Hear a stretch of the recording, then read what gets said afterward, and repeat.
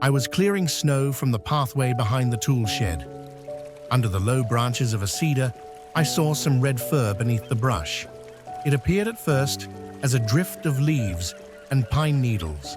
However, when I stepped closer, I saw that it was a small fox with one hind leg stretched at an unnatural angle. When I knelt beside her, she turned her head and looked at me. Tucked in my sleeve was a cloth, a scrap that was once used for wrapping garden tools. I unfolded it and laid it beside her. She remained quietly motionless. I returned to the shed, found a shallow bowl, and filled it with water from the flask I carried. When I came back, she hadn't moved. I placed the bowl near the cloth and stepped back. Through the morning, I stayed close, working slowly. Where her body rested, the snow gave way to bare ground, a dark oval of exposed earth. That evening, I told no one. The next morning, she was there. She had not touched the water. Her breathing was thinner now, like the sound of pine needles brushing the wind. I changed the cloth and brought another bowl, this time with a few soaked grains of rice. She did not move. A novice noticed me returning to the slope and followed.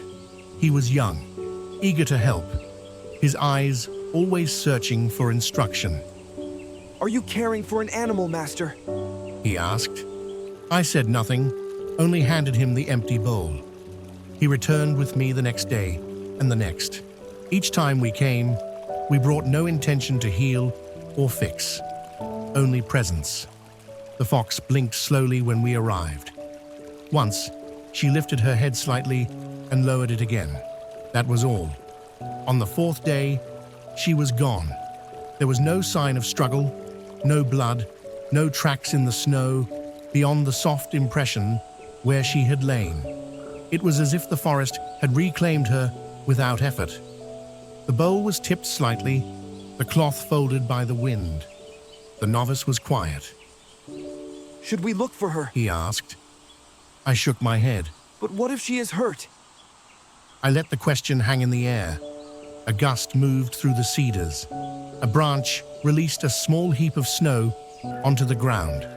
The world continued, unchanged.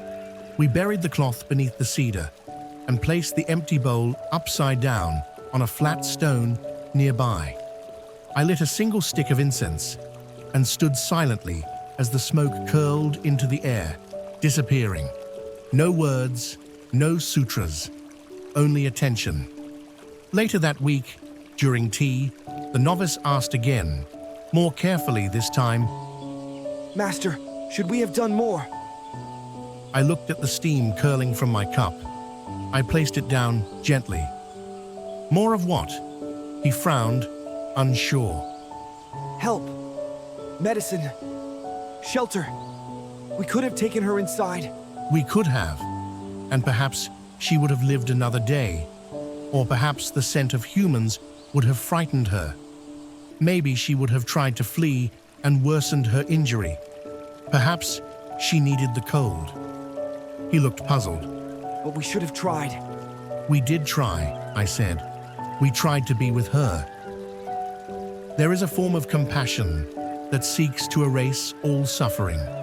But there is another quieter, slower way that seeks only to be present within it. The fox did not need our pity. She needed the dignity of not being owned by her pain or by our need to resolve it. She was not our student, not our pet, not our lesson. She was herself, a creature shaped by wind and hunger, age and injury, a flicker of awareness passing through this world, as we all are. A week passed, then two. I found a tuft of red fur caught in a low branch. I left it there. In spring, I returned to the cedar. The ground had settled unevenly, where thaw and frost had traded places through the season. The bowl was resting upside down on the stone, just as I had left it.